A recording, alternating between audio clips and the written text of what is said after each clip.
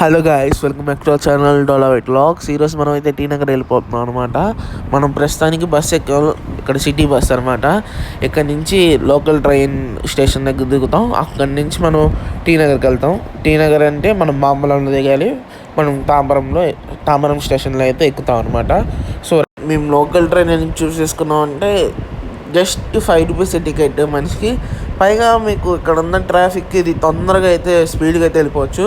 మనకి టీ నగర్ ఇక్కడ నుంచి ఒక 14 కిలోమీటర్స్. అదే మనం ఆటో కానీ క్యాబ్ కానీ బస్సు కానీ వెళ్తే ఖచ్చితంగా ఒక 30 మినిట్స్ అయితే పడుతుంది. 30-40 మినిట్స్.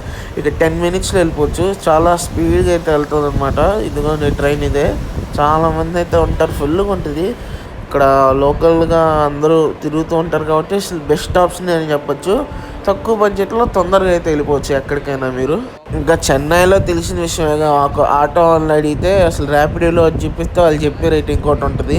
క్యాబ్లో ఇంకో చెప్పక్కర్లేదు, రేట్లు అయితే మామూలుగా ఉండవు. పైగా రేట్లనే కాదు, టైం కూడా తొందరగా కలిసి వస్తుంది అన్నమాట మెయిన్. సో మనం ఇప్పుడే మామూలు స్టేషన్ రీచ్ అయ్యాం. అయితే ఇక్కడ మేము ఫస్ట్ వచ్చేసి టీ నగర్కి వచ్చేసి స్కిన్ అయితే వేయించుకుంటున్నాం. ఇదిగోండి వీడు వేయించుకున్నాడు. ఇంకొక సబ్బను, దాని తర్వాత ఒక శాండ్విచ్ అయితే వేసేసాం అనమాట. దాని తర్వాత చల్లగా బాదం పాలు వేసేసాం అనమాట.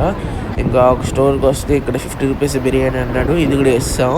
లాస్ట్లో దానిసేపు వేసి ముగిచ్చేసాం అనమాట. మేమైతే ఫస్ట్ వెళ్ళాం, బిర్యానీ ఆర్డర్ చెప్పాం. 150 అనుకున్నాం. అంటే మేము 50 అనుకోవాలా, అంటే 50 రూపీస్కి బిర్యానీ ఎక్కడైనా ఇస్తాడు.